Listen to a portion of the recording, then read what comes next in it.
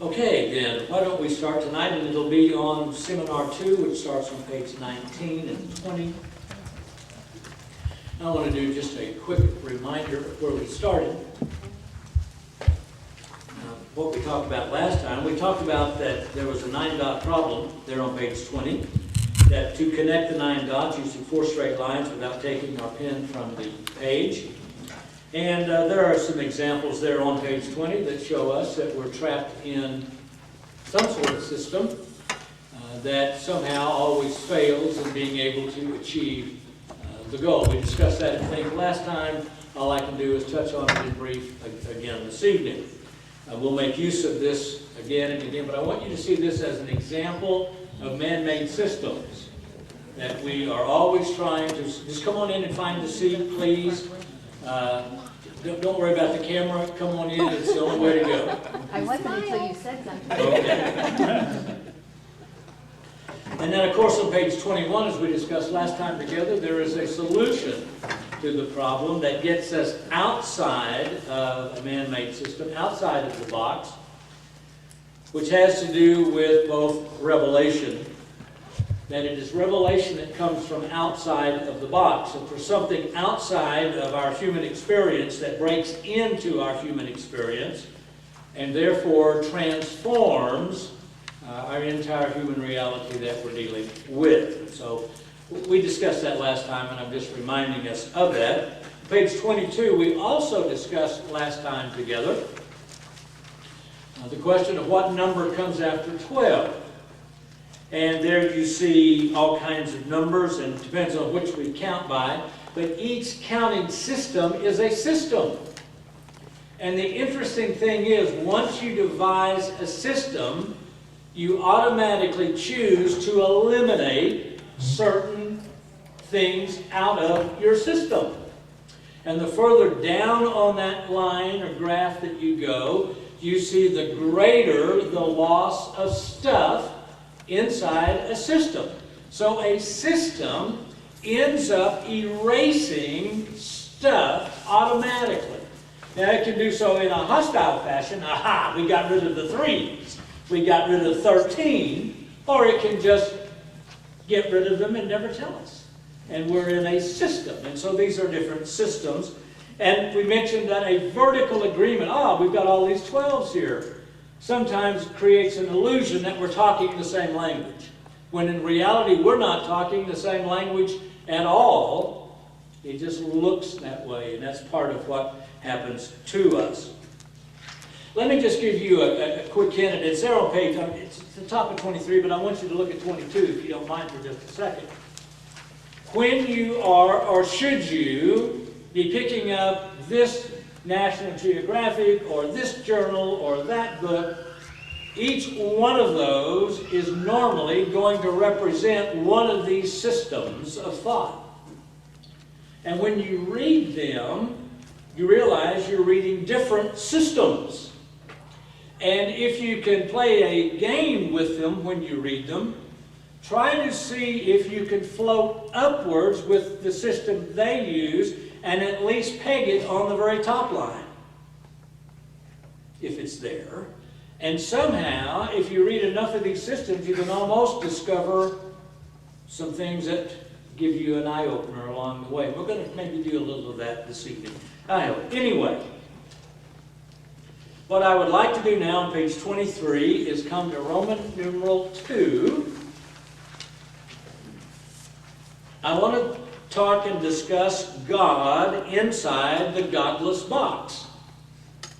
Where is God inside the godless box? I'm talking again the real world you and I live in. I'm not talking the religious world of church. I'll talk about that side of stuff maybe in part 2 tonight. But in part 1, come on in please, find a seat, right up here. We've got room right up here. I want you down close and personal, and let's all be part of this group experience together. But I want to say this. We do not have to be afraid of talking about God in a godless world. oh, it might get us fired. Now, there's prudence necessary. I teach in a secular university, and I assure you, I have been called into the chairman's office for discussing some of the material in class we're going to look at tonight.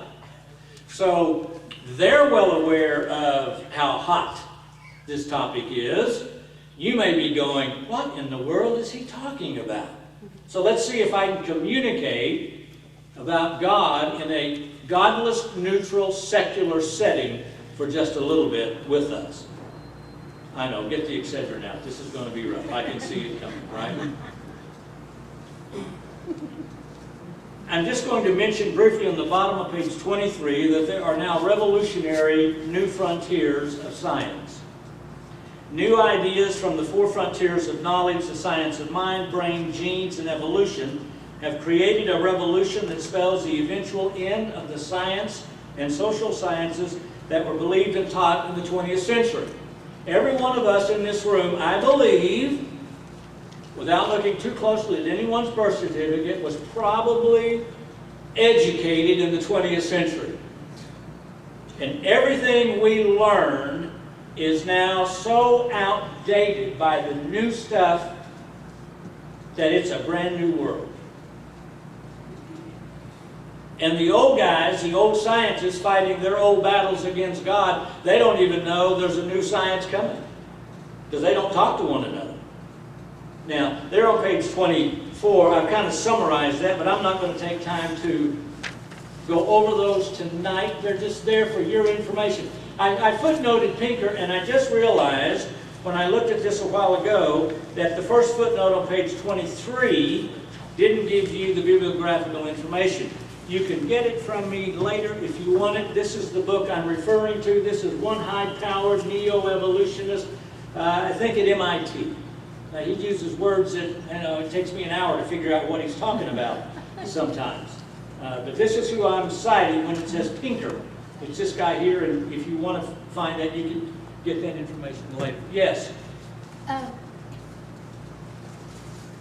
Would you say that this is similar to what people were experiencing, this reworking of how we think about science and the mind and the brain and evolution and everything?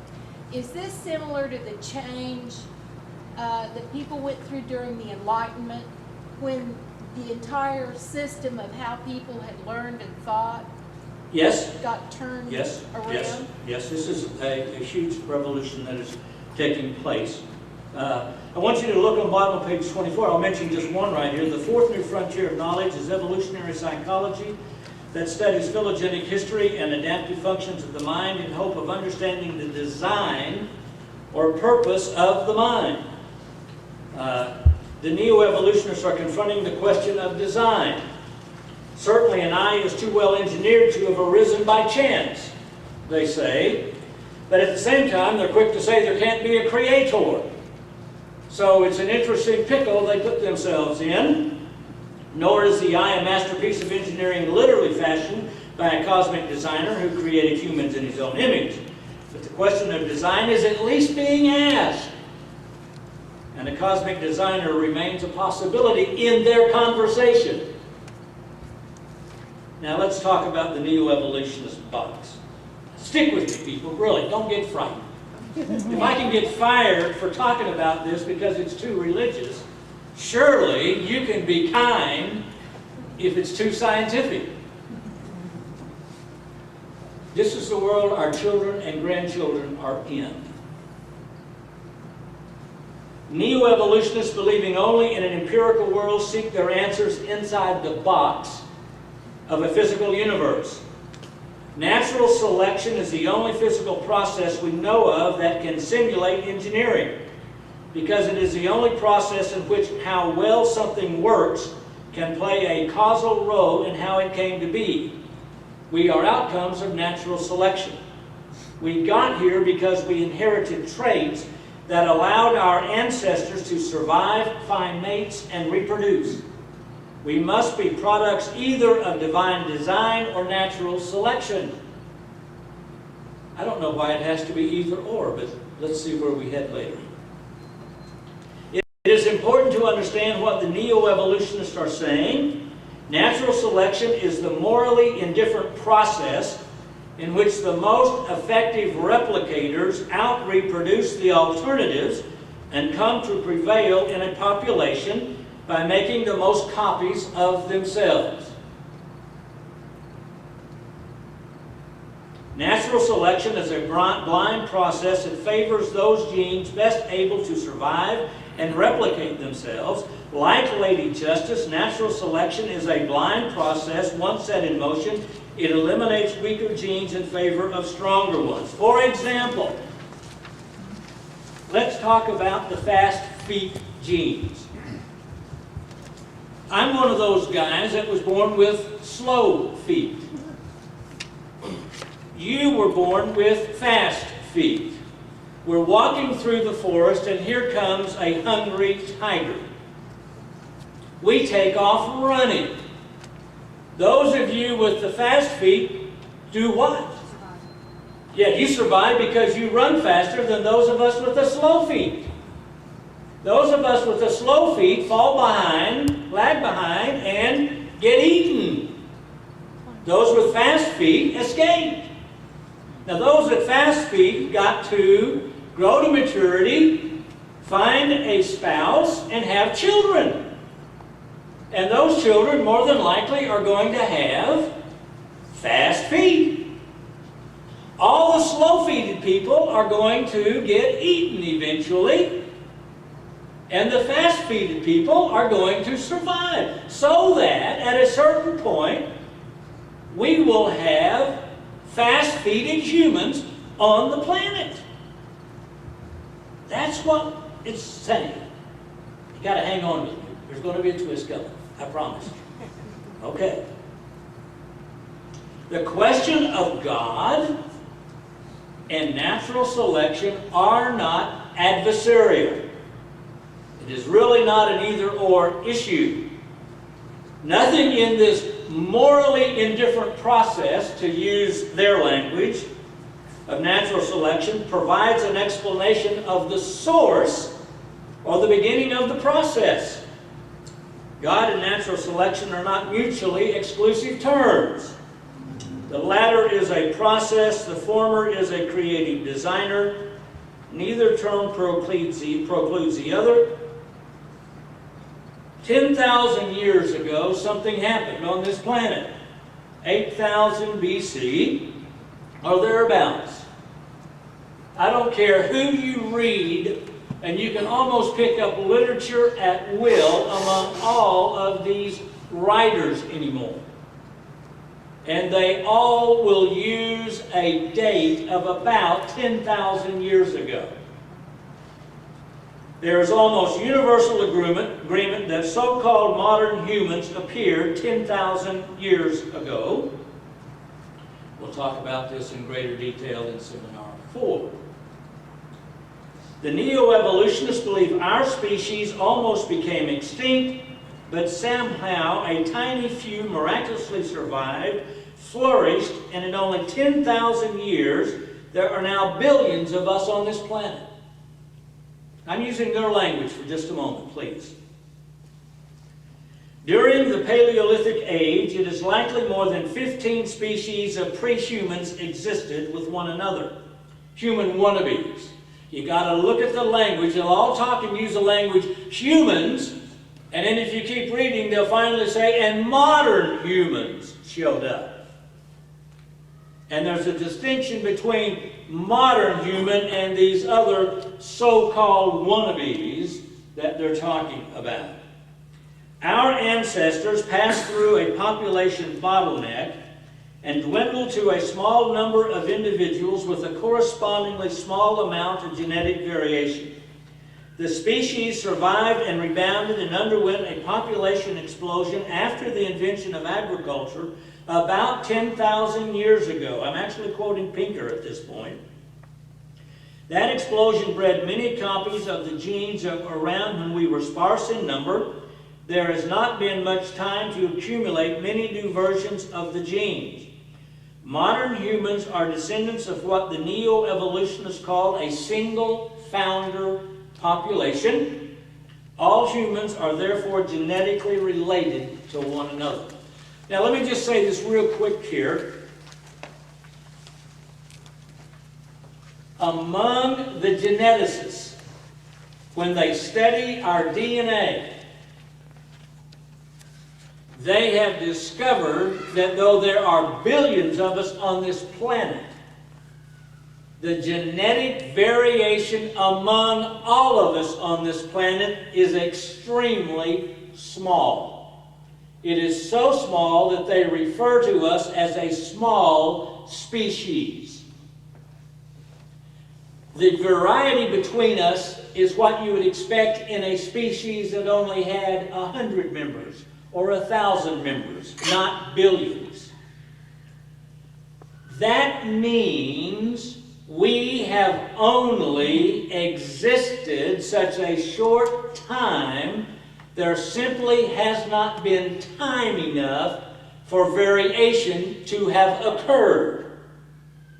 So genetically, if a geneticist is talking, he will verify that about 10,000 years ago, we are descended from a single founder population of at least one male and one female.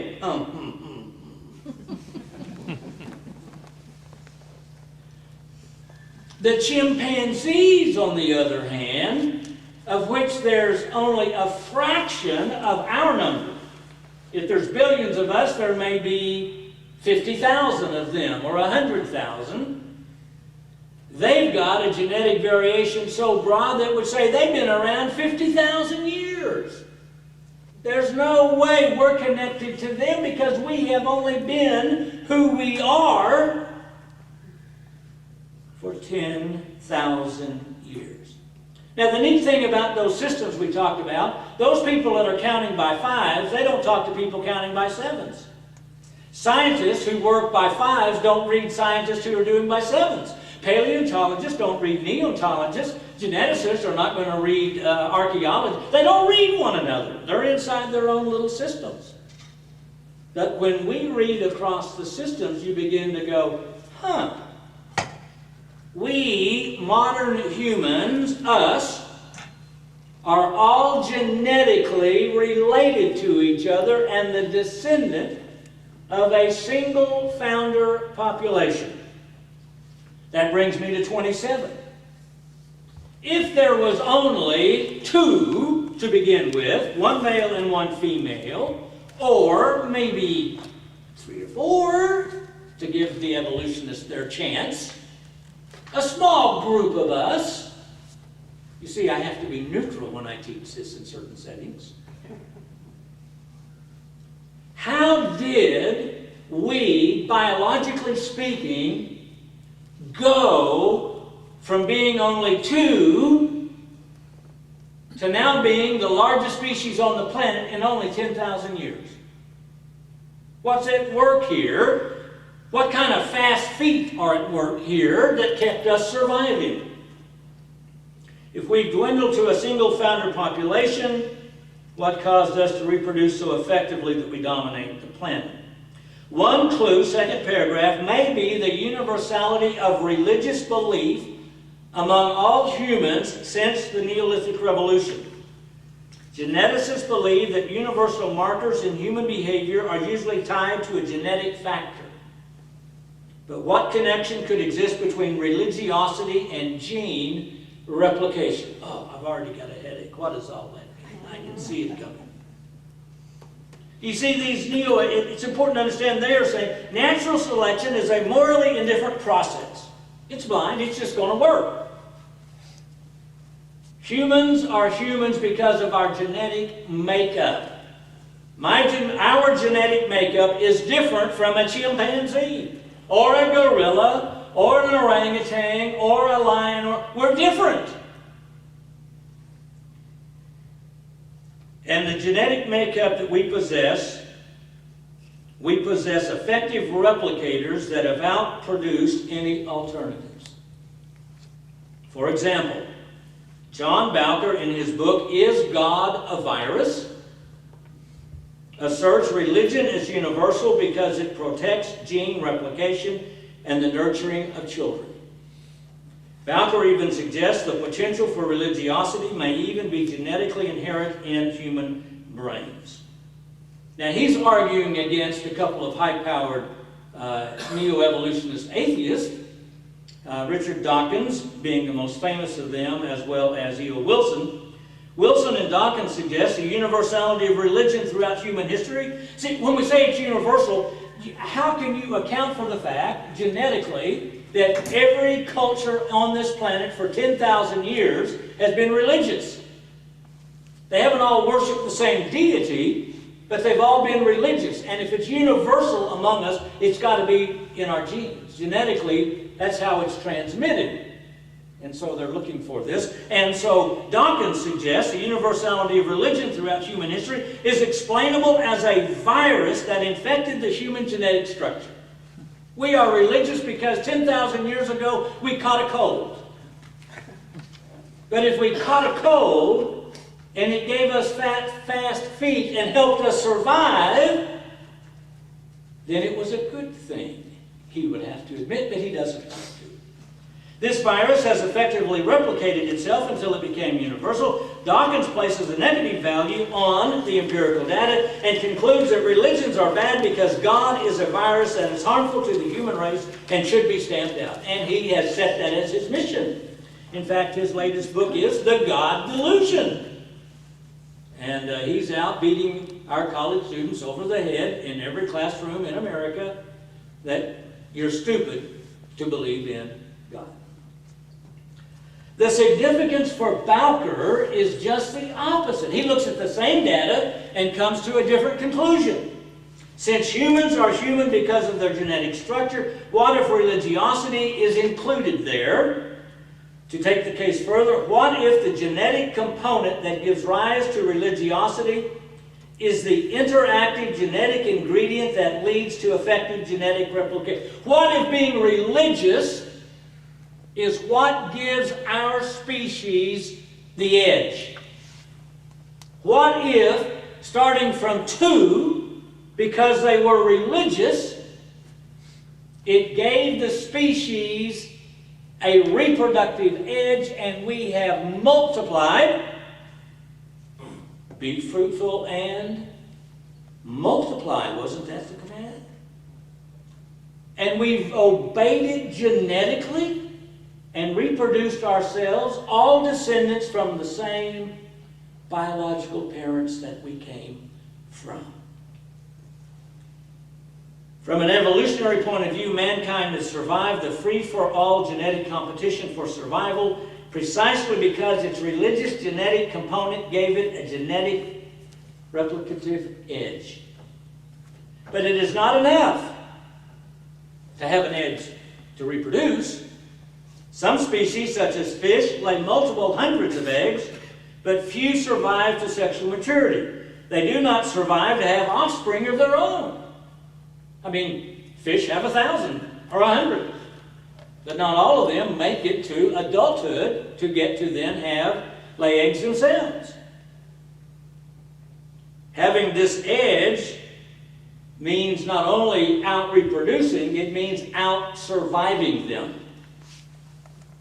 Outliving them. It's not enough to have a bunch of offspring if the offspring don't survive. Human females normally give birth to one child at a time until modern era where we've got drugs that are being used. And I guess theoretically, a human female might give birth 10 or 11 times in her lifetime. Usually it's considerably less than that, at least now. And so if you think about it, single birth pregnancies, and even if you had 5 pregnancies or 10 pregnancies, wouldn't account for competition against species that have huge litters. So you'd think, okay, we're not having 10 babies at a time. And so you would think having children, even if we're good at it, would give us, and then if it takes being 14, 15, 16, 18 years to reach maturity, before they then have children. What's going on here that helps us survive as a species? I'm just talking biologically now, not religiously. Well, look on page 29. You see, these geneticists, man, they are saying, let's go get them. We're trying to erase all of the 13s off of the board. What number comes after 12? We can't have a 13. Research established a relationship between religious faith and physical health. The Center for the Study of Religion, Spirituality, and Health at Duke University. This is not a charismatic university. Duke University is not some fundamentalist. We all know that, right? Okay. They found that those who attend religious services or read scriptures frequently are significantly longer lived, less likely to be depressed, less likely to have high blood pressure, and nearly 90% less likely to smoke. Herbert Benson, professor of medicine at Harvard Medical School, discovered that those who practice meditation will use 17% less oxygen, lower their heart rates by 3 beats a minute, increase their brain waves, the ones you get right before sleep. The results were the same regardless of whether it's a Buddhist, a Jew, a Christian, or a Muslim doing the meditating. In other words, meditation, religious meditation, has a health benefit inbuilt in us biologically, regardless of the content of our religion. Greg Jacobs, professor of psychiatry at Harvard Medical School, recorded the EEGs of a group of meditators, and you can read this all later. I'm just wanting to lay the evidence out before you. The last paragraph on the page, at the University of Pennsylvania, neurologist Andrew Newberg, using radioactive dye, tracked the blood flow in the brain of a group of Buddhist meditators. Rather than shutting down during meditation, the brain blocks information from coming into the parietal lobe. Newberg's work confirmed a study done by Herbert Benson with Sikhs that showed during meditation overall blood flow was down, but in certain areas, including the limbic system, which generates emotions and memories, regulates heart rate, respiratory rate, metabolism, it was up. Richard Davison at the University of Wisconsin at Madison, using brain imaging, discovered that meditation shifts activity from the prefrontal cortex from the right hemisphere to the left. Next paragraph, separate research by the Duke University Medical Center, University of California at Berkeley, found that those who attend a house of worship improve their life expectancy. Those attending at least once a week had a 23% lower risk of dying. I had a student this semester in writing an extra credit report at the end of what they had learned this semester, quoted that statistic, and said, I find that depressing since I'm not religious.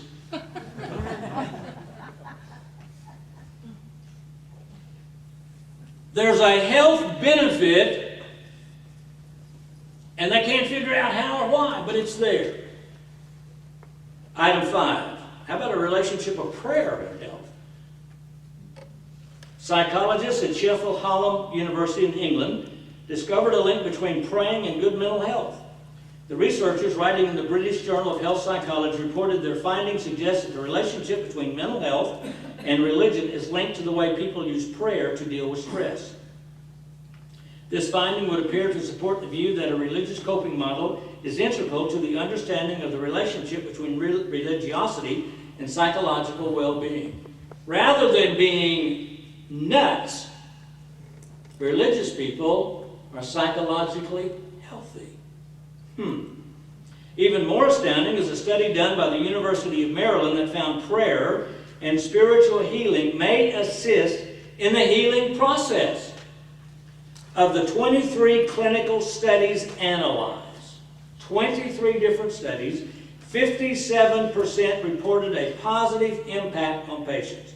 In one study of nearly 1,000 heart patients, those who were being prayed for without their knowledge suffered 10% fewer complications. A second study conducted by a university hospital in Kansas City, that's close by, isn't it? Found similar results. 500 heart patients selected at random without their knowledge were prayed for by volunteers from a local church who were given only a patient's first name and asked to pray for, quote, a speedy recovery with no complications. Now think of it. You got a big hospital.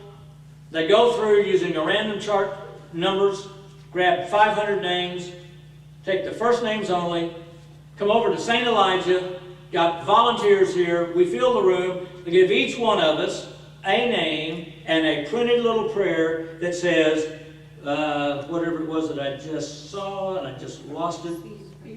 A speedy recovery. Please give Mary a speedy recovery with no complications. Amen. That's all we're going to pray. Mary doesn't know I just prayed for her. John doesn't know you just prayed for him. They don't even know we're doing this. That's a federal lawsuit fixing to happen, probably, but... And when they did that, those that were prayed for had 11% less complications than the other group that we didn't pray for. With no rational explanation for the findings, the researchers said, we have not proven that God answers prayer or that God even exists. It was intercessory prayer, not the existence of God, that was being tested. So they at least proved that intercessory prayer is beneficial, I guess. These studies suggest a beneficial relationship between religious behavior and good health regardless of the content of the religion. Praying is beneficial whether one prays to Jesus, Buddha, the Divine Feminine, or Muhammad, because it's inbuilt in us.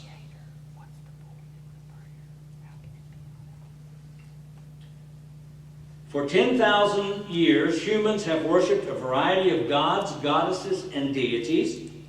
While there has been no universal religion, there has been a universal participation in religious behavior for 10,000 years. The health benefits associated with religious behavior may account for the replicative edge that helped our species survive. It is impossible to predict where genetic research will lead. Genes only account for about 1.5% of the 3 billion letters of the human genetic alphabet. Regulatory and functional elements make up more than twice that. Eric Green of the National Human Genome Research Institute explained, we know how to find genes, but we don't know how to find non-genes that are functionally important. The scariest part is we don't even know where to look. Okay. Let me just help out a second. By the time we get to session 4, we're going to talk about, and God created Adam and Eve in His own image. Unfortunately, we always use that as a metaphor and miss the reality that we have been created so there can be a connection between God and us. Everyone on this planet is made in the image of God. And we carry in our genes the ability to respond to God.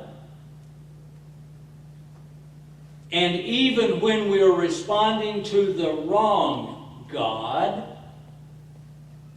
there is a health benefit inbuilt by our Creator to make being religious beneficial for all of us. That's what we've suggested so far. Using the godless language of a box that has no God in it, we see God at work in that box. Now it gets really specific on the top of page 32. Let's go looking for the God gene. This is what I got called in on the carpet about. Can't talk about the God gene in class. Not only the genetic basis for the universality of religion that already has been discovered, but even the fingerprints of God may yet be found in the 95% of the genetic material yet to be discovered. Dean Hamer, a behavior geneticist at the National Cancer Institute, at the National Institutes of Health. This isn't small fries stuff. We're talking the high-powered genetic scientists in our country. After research has identified the VMAT2 gene as the so-called God gene. While this one gene might not make one a saint, a prophet, or a seer, it was enough to tip the spiritual scales and predispose one towards spirituality. Hamer is quick to make a distinction between spirituality and religion. He argues that spirituality is genetic, while religion is cultural or part of our culture. Spirituality is rooted in that part of the brain where consciousness occurs, while religion is rooted in a different part of the brain where cognition occurs. Spirituality exists in the self-identifying awareness that a person is. Human consciousness exists genetically. Humans are aware they exist in the world. Part of the experience of this existence is the being conscious of being part of the larger whole. Spirituality refers to those moments of illumination when a person experiences self-transcendence. Genes control the production of monoamines, which in turn create human consciousness and spirituality. Religion, on the other hand, does not exist genetically, but is inside of our culture. At the bottom of the page, religions are transmitted in a cultural way, while spirituality is transmitted genetically in human reproduction. Hamer investigated whether spirituality and religion were genetically based. He concluded that what people believe is learned. Religion is part of what we absorb from the culture we grow up in. As to spirituality, he concluded whether people believe and how deeply may be influenced by their genetic makeup. The content of religious ideas and traditions is cultural, whereas the predisposition to believe them may be at least partially genetic. So something happened 10,000 years ago. Perhaps the birth of modern humans is only the result of a fortuitous mutation that happened totally accidentally to a species. Perhaps the birth of modern humans is the result of a genetic virus that infected pre-humans and made us human. Or perhaps there is a God outside the box after all. Either way, natural selection took that God gene and ran with it. And we've now got billions of us on the planet, all with fast feet being religious. Now, what we've just done is dealt with the box. And in this box, there is no God. And these scientists make no bones about it. And they look for an answer to our existence, why we can think, why we would believe, why we have survived. They look for that answer inside the box.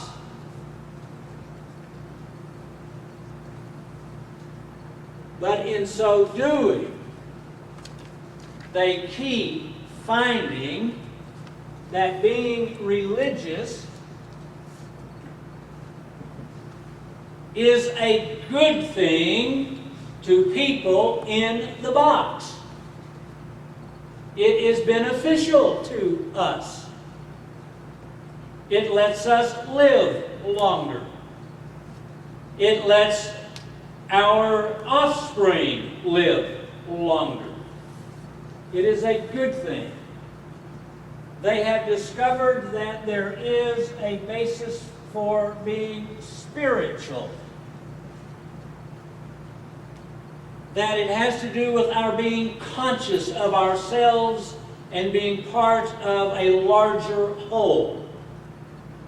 Religions are an organized event we participate in. We're going to talk about that in our second half and be much more religious in the second half. I promise not to be scientific in the second half. They have tried to disprove, and they can't. Every study they do comes back to, we can't get rid of this. The studies come back to something happening about 10,000 years ago in 8000 BC. Our topic tonight is, I believe in God. One of the reasons believing in God is possible is because we possess, we're created with, dare I say, the ability to believe. And we're not geneticists, most of us, I dare say. But to the geneticists, if we have the ability to believe, there has to be a gene that lets us be that. And they believe it is the VMAT2 gene. They may discover that it's a different gene, it doesn't matter. What the point is, we believe. It is not nonsense to have a 13, which stands for belief in God, in your system. They can't tolerate believing in God in their system, but when you look inside the box, it keeps describing us with the capacity for being spiritual. And every survey that the Gallup organization does always says 95% of the American population believe they're spiritual or religious, while only 25% go to church. We were created to be spiritual. We're hardwired genetically with the ability to be believers. Now, what we believe and how we come to believe what we believe is a different story. And when we come back after our break in a few minutes, what we want to look at is this. Not the God that's not in the box, but the God who is outside of the box. And it is the God who is outside of the box who taps us on the shoulder and revelation takes place. And that's what we want to look at next together. Let's look at faith. Let's now be religious, not scientists.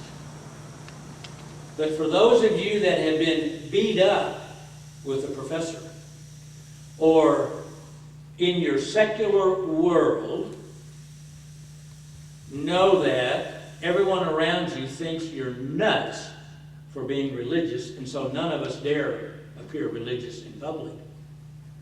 And I'm not saying we have to be religious kooks in public. But if you sometimes feel intimidated about, I don't know if I can believe or not believe, I don't know,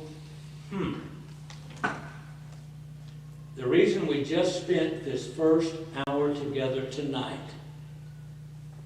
is to give you hope that we actually were created by the God outside the box in such a way that we are religious, and that when He taps us on the shoulder, we can feel the tap. That's what we have just looked at.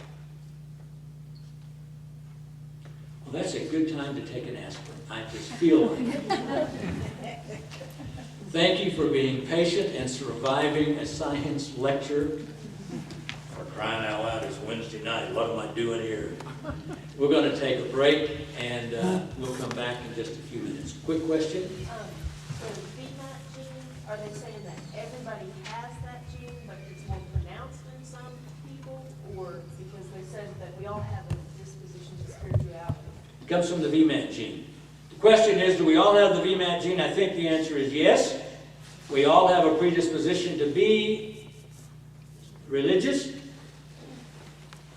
We also have free will. And what free will does is the war inside each one of us to believe or not to believe, which is what we're going to look at when we come back then. Have they mapped a gene for free will? Not that I know of. Okay, we're going to have a little longer break tonight so we can give our heads a chance to stop spinning, and then we'll come back and be religious together. We're now on page 33, Roman numeral 3. Let's talk about God outside of the godless box.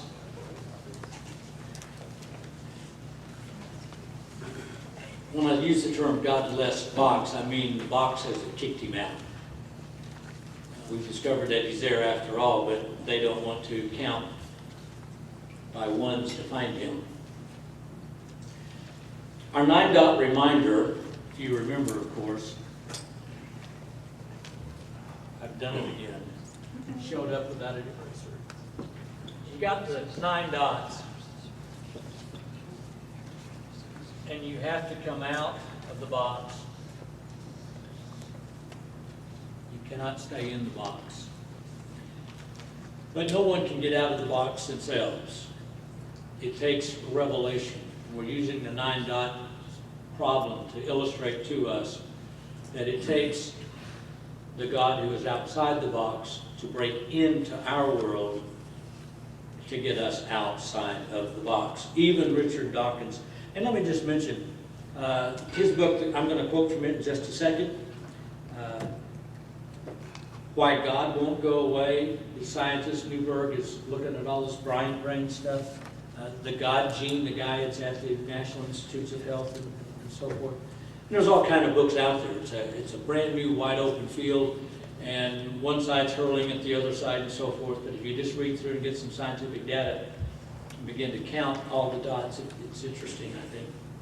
But Richard Dawkins, who is a militant atheist, asked Jim Watson of the DNA Human Genome Project. Watson was one of the founders of the project. Quote, whether he knew, I'm on the bottom of 33, whether he knew many religious scientists today, and he replied, virtually none. Occasionally I meet them and I'm a bit embarrassed, and he laughed, because, you know, I can't believe anyone accepts truth by revelation. That's the crisis. If you're in the box, you have cut yourself off from the possibility of anything outside the box happening. Revelation is something that happens by the God who is outside the box. It's not something we do. If we believe in a God, we inside the box cannot think our way to Him. Only He can break into our lives or our world. I said to Watson, some people see no conflict between science and religion because they claim science is about how things work and religion is about what it's all for. Watson retorted, well, I don't think we're for anything. We're just products of evolution. That's pretty just cut and dry. Okay. Then Dawkins cuts to the heart of the matter. Believing is not something you can decide to do as a matter of policy. At least it's not something I can decide to do as an act of will. I can decide to go to church, I can decide to recite the Nicene Creed, and I can decide to swear on a stack of Bibles that I believe every word inside them. But none of that can make me actually believe it if I don't. And he's telling the truth. It's not just going to church, reading the book. It's not just saying lip service, I believe. Is there really something called belief? That's what we're looking at this 6 weeks together, remember? So belief is not a matter of policy, item 3. It's not a matter of choosing which 9-dot system we prefer. Remember all the pretty little boxes we did? There's all kinds of them. Inside the box, all solutions are man-made answers. It makes no difference which solution we choose. If they all fail, every one of those left at least one dot empty. So it's just a preference of which one you, thank you. If Asia Money takes a choice of which one of those failures you want to live with. That's there. No, belief is a matter of revelation. Belief is a matter of the God outside the box interrupting our lives and revealing himself to us. We have a phone. I meant to bring my cell phone with me just so I could visually say, we have a phone. Had I been tricky, I'd have had one of you call me about now and ring. It takes a phone to get a phone call. It takes a phone to get a phone call. Now, if we don't have a phone, how can God call us? Genetically, we have a phone. Genetically, we have the ability to respond to the God who is outside of the box. We possess spirituality. Inside the box, we can invent religions, but we can also respond to the God who is outside the box when he calls. We have our genetic phone. Now, there is no religious content in our genes. It's not inside the box. Every human baby born healthy is capable of learning any human language at birth. Had I been born in China, I'd be speaking Chinese. They didn't bring me home from the hospital and say, oops, you can't have him. He needs to speak Chinese and ship me off somewhere else. Every human baby possesses the capacity of learning every language on the planet the moment they're born. We end up learning the language of our mother. That's why it's called the mother tongue. Politics is the father. We call that the fatherland. But our language is our mother tongue. We're not born programmed for only one language. We're also not born believing in any specific deity or religion. We're born with the capacity to be spiritual and to believe in a deity and can practice a religion. And so just like with language, where we learn the language of our parents, most people usually start out believing the religion or non-religion of their parents. So, from a purely speculative point of view, which deity or deities should I worship? Should I worship any at all? I'll never forget, a young man turned, I think, 18, got in his car, started driving down May Avenue on his quest. We were the first church coming from the north that he came to, pulled in, came in and introduced himself. Hi, I'm Andrew. I'm on a quest. I've decided I'm going to go to every church in town and find the true religion. I've been raised such and such all my life. Now I'm going to go search it out for myself. He never got any further south than 15,000 North Van. But which one shall I worship? If all we have are 9-dot religions inside the box, then in a real sense, it really doesn't matter which one you believe. We can all be good old Protestant denominationalists then. It doesn't matter which denomination you're part of. We could argue that there are nuances of differences between religions that are hostile and killing people and so forth, but they're still just man-made religions inside of a system. But if there is a God outside the box, and if you're looking at the bottom of page 35, if you were to start at the left-hand bottom corner and go to the who on your right, who interrupts our lives, and then go up diagonally through those next 2 dots that will lead you up to the who is at the top, and we're then to come back down to your starting point and then go diagonally through the center. It makes all the difference in the world when we're dealing with the God who is outside the box. The God who is, and the God who interrupts our lives. So we have a phone. And on the top of 36, when the phone rings, answer it. I'm going to do something that I very seldom do when I teach, and it's not my custom much. But I'm going to be personal for the rest of the evening. The man born blind that we looked at in John chapter 9 last week said, "This one thing I know, whereas I used to be blind, now I see." I'm going to describe to you how I went from blindness to sight, or if you will, how I got rescued out of the box. And I'll do this as quickly and as in a summary fashion as I can. I remember when I was 8 years old making a conscious decision to embrace my parents' faith by consciously walking an aisle down to the front of the church and saying I believe and asking to be baptized, which I then received baptism. However, when I was 13 years old, or maybe 14, I got angry at God.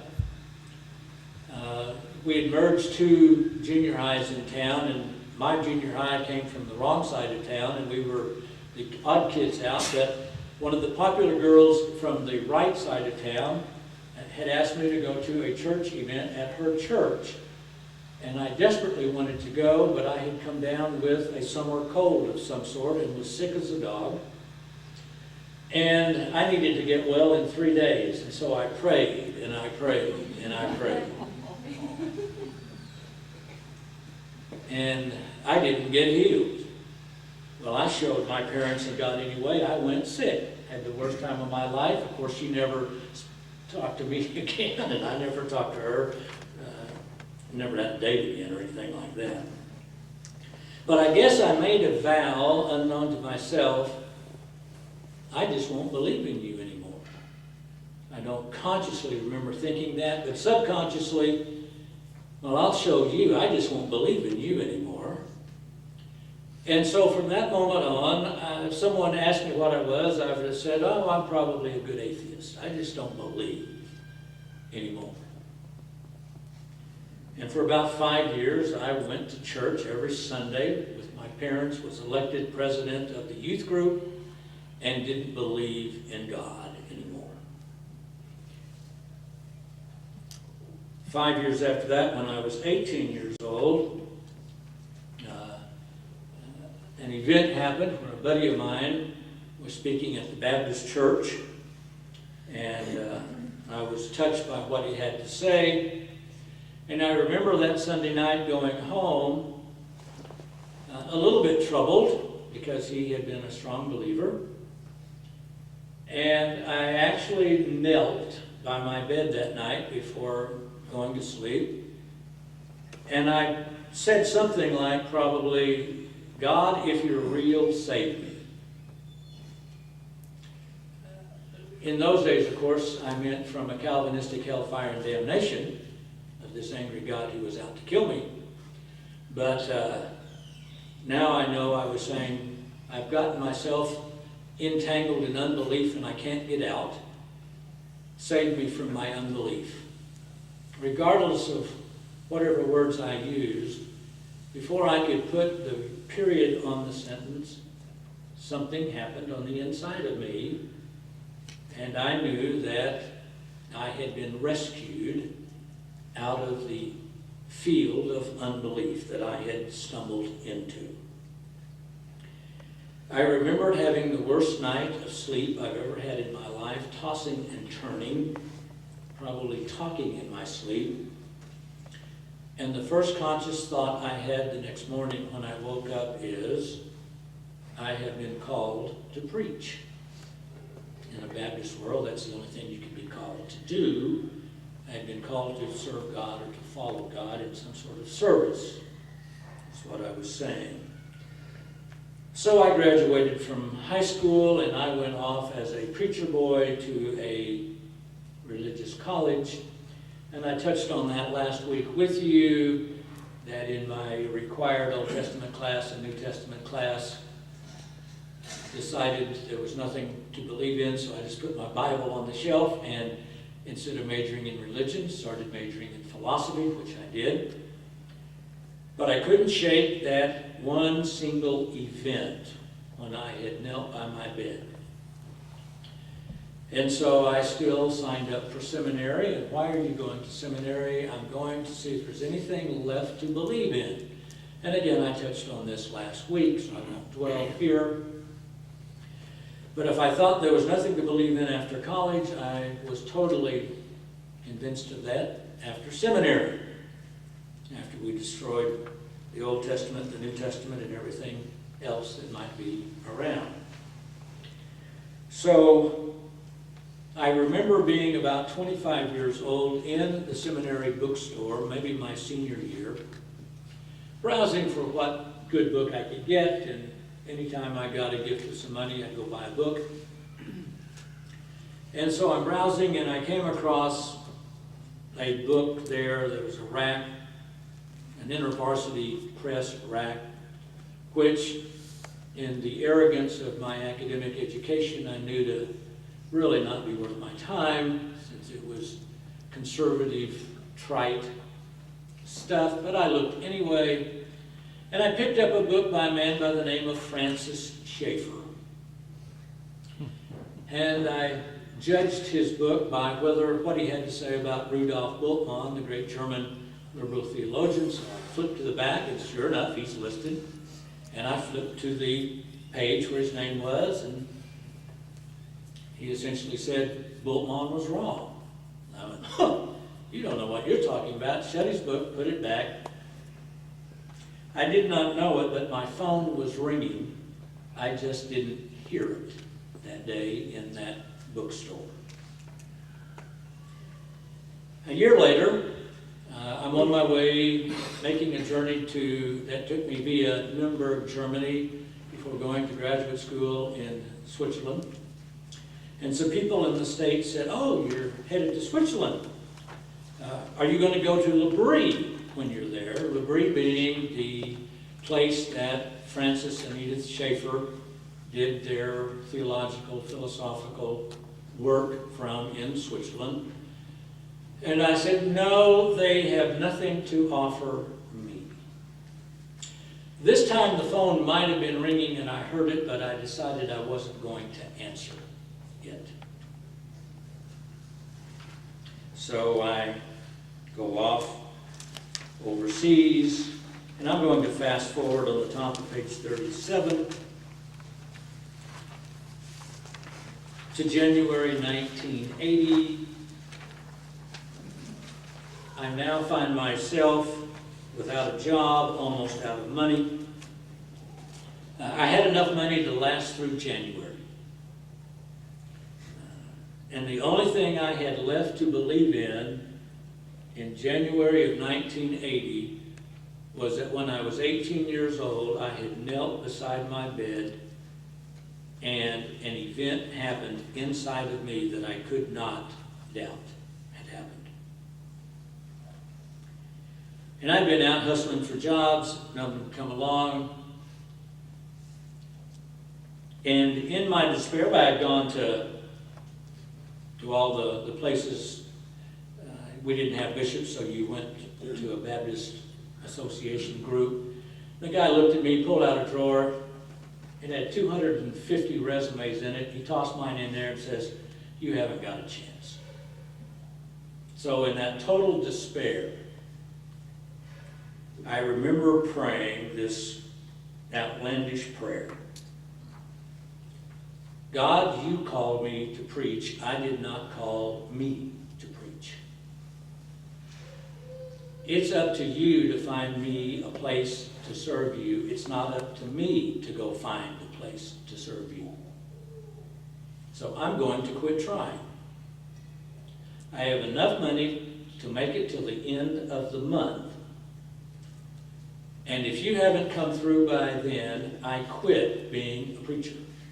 And I will maybe still believe in you, but I will not work for you anymore. It wasn't a threat, it was just despair. The next afternoon, my phone rang. I was sitting out on my front porch quiddling on a 2x4. That's what I did. That's what I was going to do for the rest of January. The phone rang, and the man who had told me he had 250 names on file and I didn't have a chance was calling saying he had just had a church call him and he thought I was their man, and would I go on a Sunday night to a neutral site and give a sermon. They would be planted in the audience, and then they would chat with me later if they thought it was worth chatting with me about. So I did that. They asked to speak with me afterwards. We chatted, and then they invited me to come to their church the following week, what was called in those circles to preach in view of a call. And so I was to go speak on Sunday morning and Sunday night.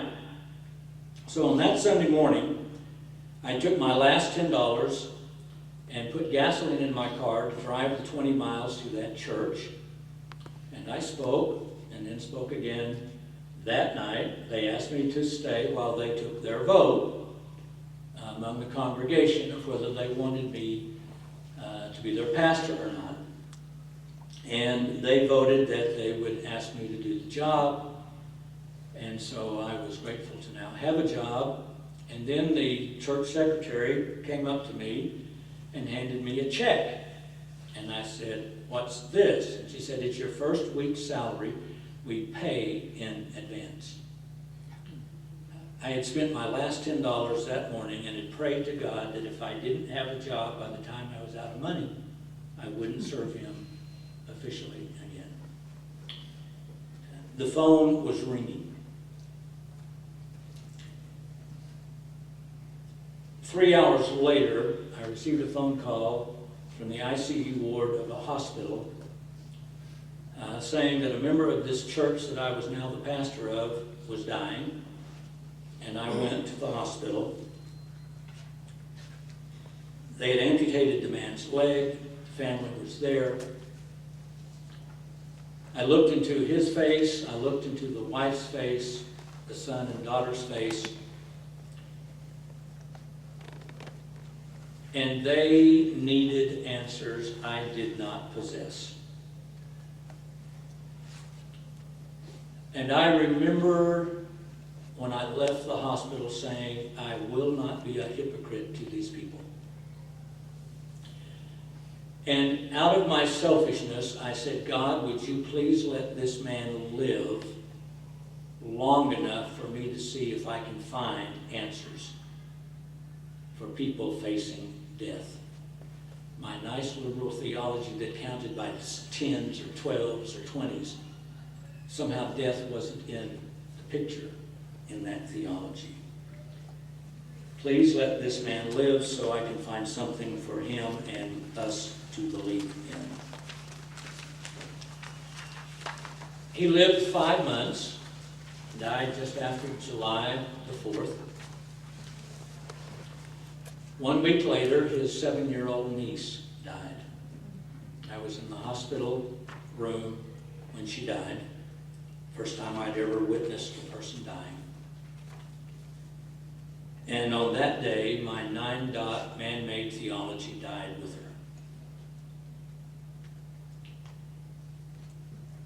I gave up all efforts of trying to figure out a way to make sense inside the box.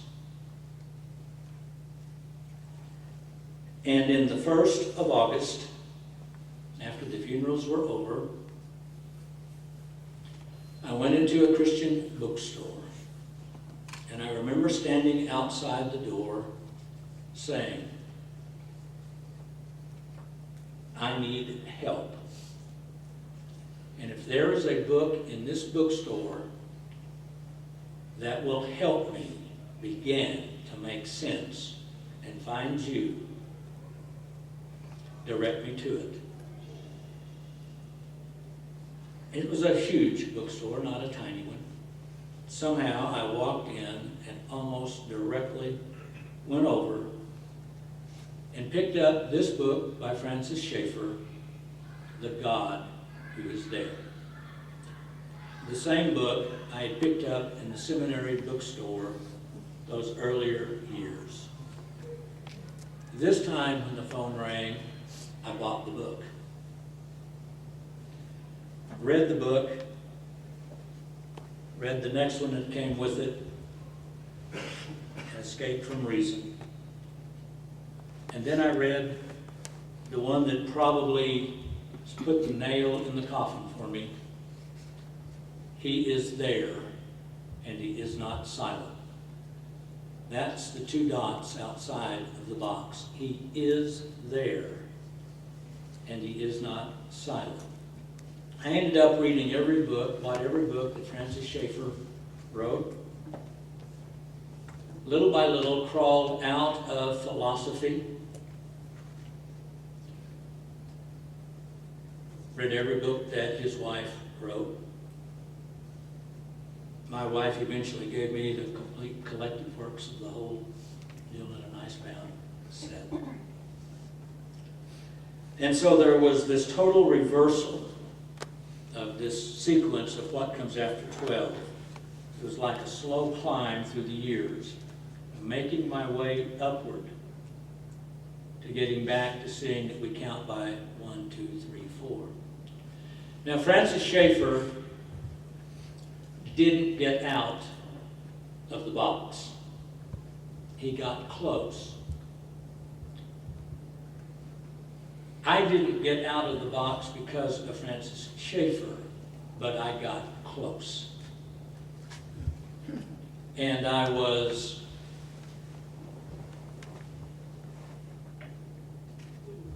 the book Labrie.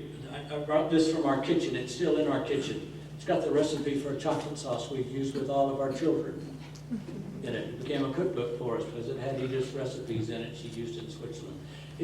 God is so good. Slaps me with my ear against every day. You know, nah, I don't need that. Oh, yes, you do. The phone is ringing. Over and over and over, the phone was ringing, and I didn't know how to answer it. So I'm now at this place. I know that I don't want any part of a man-made box, man-made system, but I don't know what else there is. And then the burning bush started burning. 1988, Quail Springs Mall, I bumped into a former member of the church I was pastoring in Guthrie.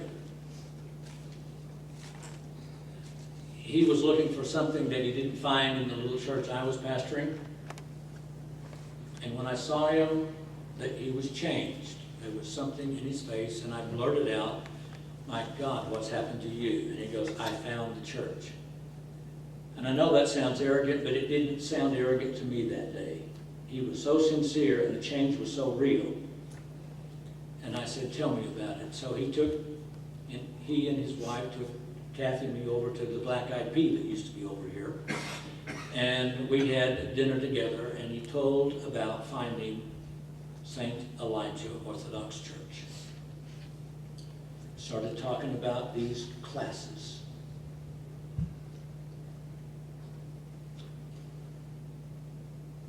We didn't have to turn aside.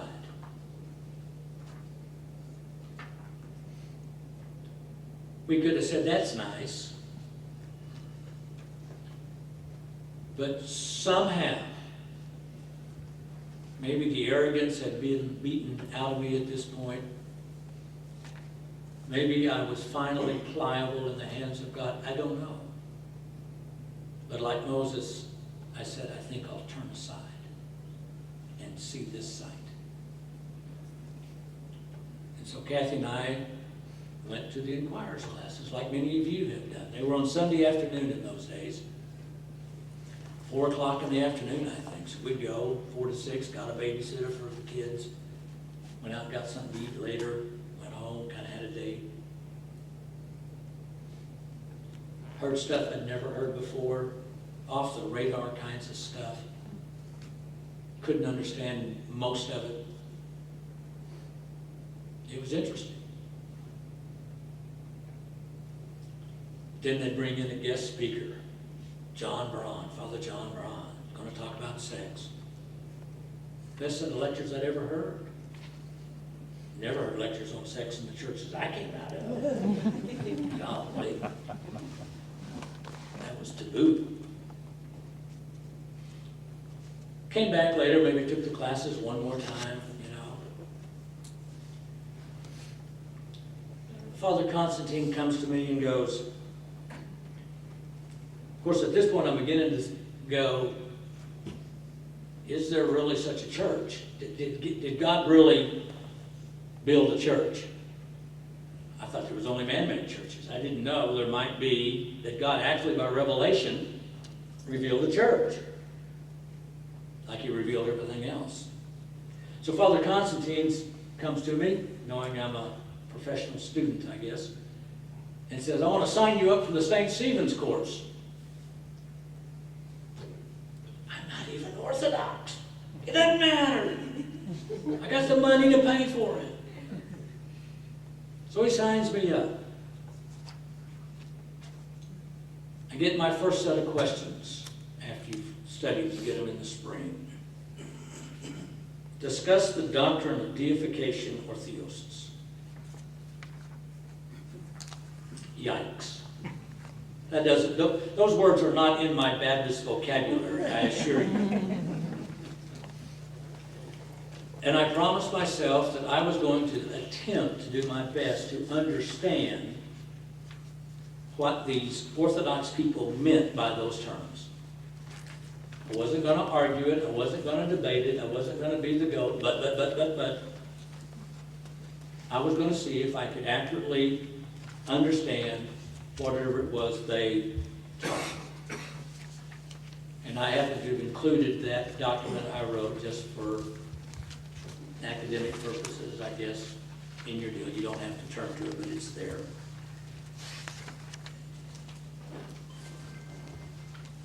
And when I got it back and it got good marks, I realized that I had kind of grasped what was being said, I quit the course. There was absolutely no reason to take another course until I digested that one paper I had just written. Because if it was true, then everything I had believed my entire life was wrong. About salvation, about there being a purpose for creation. And it took me about 2 years to digest that reality. Our seventh and last child, our only daughter, was born right after Thanksgiving of 1990. And by January, inside myself, I knew I had become Orthodox. That the God who is outside the box had climbed me out of the box into his church.